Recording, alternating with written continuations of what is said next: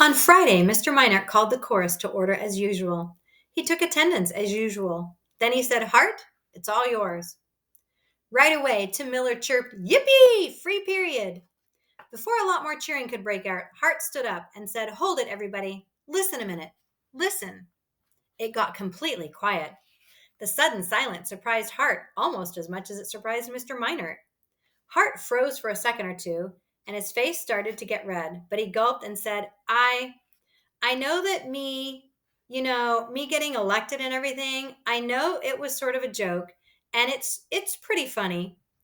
Tim Miller wagged his head and went, "Ha ha ha ha," exaggerating a big belly laugh. The rest of the kids laughed too, but when Hart raised his hand, everyone got quiet.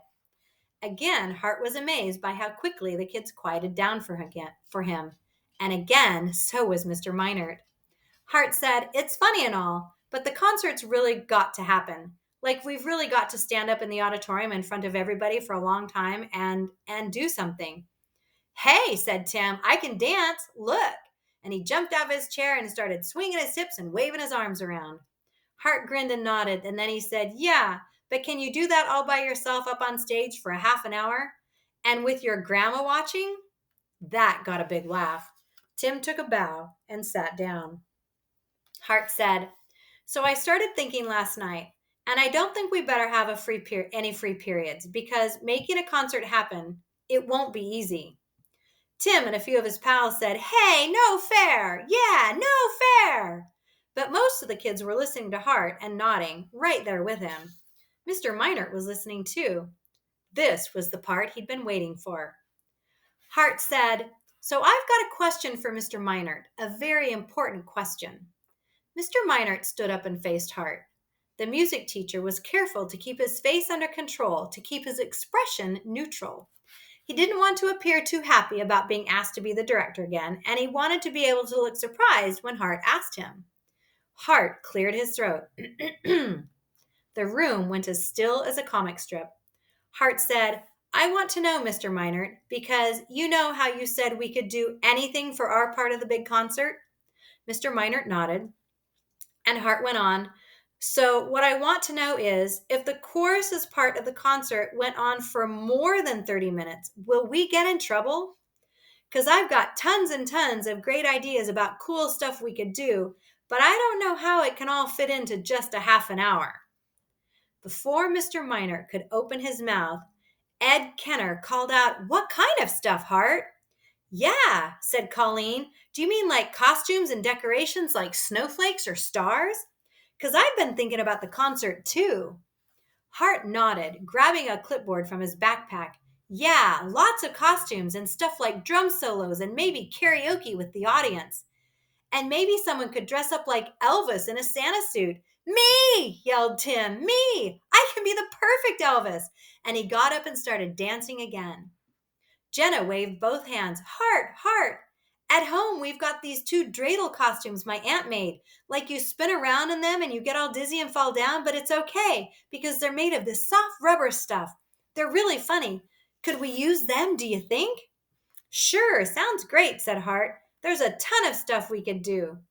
The room began buzzing, and 6 or 7 other kids were trying to get Hart's attention.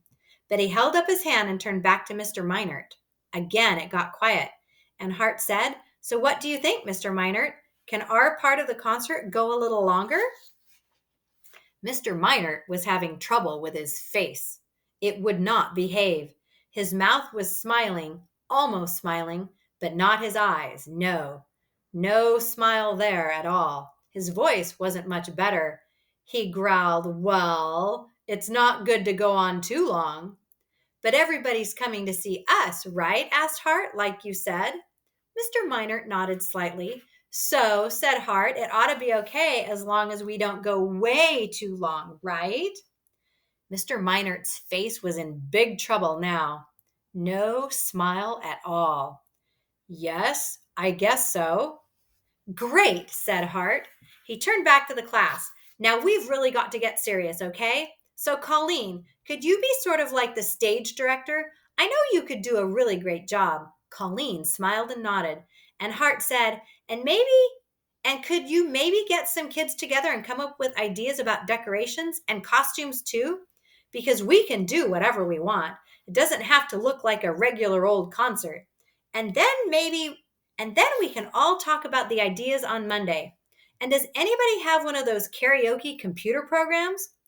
Anne and Lee raised their hands. Hart nodded and said, "Great. Over the weekend, you should both look at them and see if there are any Christmas type songs, because that could be really fun. And listen, everybody, listen. We should probably sing some regular concert songs too, because, like we're the chorus. So everyone should make a list of some songs that might be good, and then we can write them all on the board on Monday and decide which ones to sing. And if anyone wants to sing a solo, that'd be great, but no one has to. Now, how many kids here know how to play an instrument?" Completely ignored, Mr. Minor walked over and sat down at his desk. He tried to act like he wasn't interested, but he was. He also tried to act like his feelings weren't hurt, but they were. And he was still having plenty of trouble with his face. But more than that, his mind was spinning. He could not believe what he'd just seen. 4 minutes. It had taken Hart Evans only 4 minutes to get the whole group excited about working together. And not only that, everyone had practically cheered about doing more than they had to.